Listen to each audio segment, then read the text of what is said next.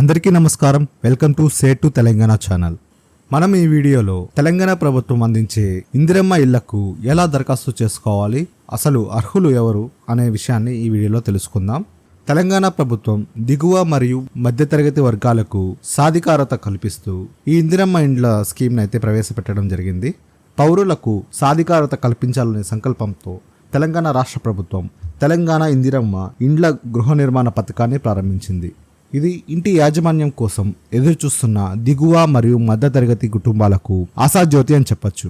ఈ ప్రతిష్టాత్మక పథకం లబ్ధిదారులకు భూమి మరియు ఆర్థిక సహాయం రెండింటిని అందించడం ద్వారా గృహ సదుపాయం యొక్క క్లిష్టమైన సమస్యను పరిష్కరించి ఉజ్వల భవిష్యత్తుకు మార్గం చూపిస్తుంది. ఈ పథకం యొక్క వివరాలు మీరు ఈ స్క్రీన్ షాట్ అయితే చూడొచ్చు. ఈ పథకం యొక్క పూర్తి వివరాలు ఇందులో పొందుపరచడం అయితే జరిగింది.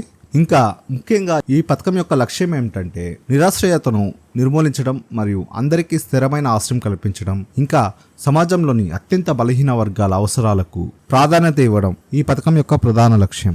250 చదరపు గజాల స్థలం మరియు గ్రాంట్ అందించడం ద్వారా మరియు 5 లక్షల రూపాయలు ఈ పథకం ద్వారా లబ్ధిదారులకు అందించడంతో భద్రత మరియు స్థిరత్వ భావాన్ని పెంపొందించడం, ఇంకా సొంత ఇంటి కలను సాకారం చేసుకోవడానికి ఈ పథకం యొక్క ముఖ్య ఉద్దేశం.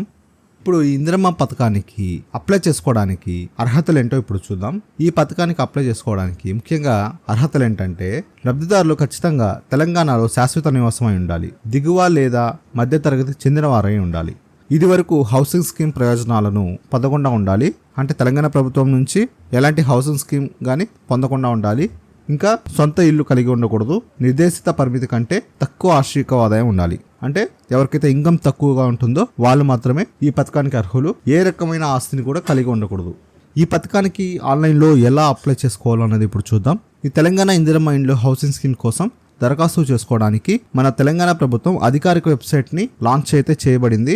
ఈ హౌసింగ్ స్కీమ్ యొక్క వెబ్సైట్ tshousing.cgg.gov.in అనే వెబ్సైట్ URL ద్వారా మనం దరఖాస్తు చేసుకోవచ్చు. సో దరఖాస్తు చేసుకునే దరఖాస్తుదారులు ఖచ్చితంగా ఆధార్ కార్డు, ఆదాయ ధృవీకరణ పత్రం, ఇంకా డేట్ ఆఫ్ బర్త్ డాక్యుమెంట్ ఏదైనా, పాస్బుక్ వివరాలు, ఇంకా పాస్పోర్ట్ సైజ్ ఫోటోగ్రాఫ్ అయితే అవసరమవుతాయి. వీటన్నింటినీ సమకూర్చుకొని దరఖాస్తుదారులు ఈ స్కీమ్కి అప్లై చేసుకోవచ్చు. ఈ స్కీమ్కి అప్లై చేసుకోవాల్సిన వెబ్సైట్ వివరాలు అయితే నేను ఈ వీడియో డిస్క్రిప్షన్లో పెడతాను. మీరు ఈ వెబ్సైట్ వివరాలు అయితే డిస్క్రిప్షన్ నుంచి తీసుకొని అప్లై చేసుకోవాలనుకున్న వాళ్ళు అప్లై చేసుకోండి. మీకు ఈ వీడియో నచ్చినట్లయితే ప్లీజ్ లైక్ చేయండి. మీరు ఈ ఛానల్ ఫస్ట్ టైం చూస్తున్నట్లయితే ప్లీజ్ ఛానల్కి సబ్స్క్రైబ్ చేసుకోండి. Thanks for watching this video.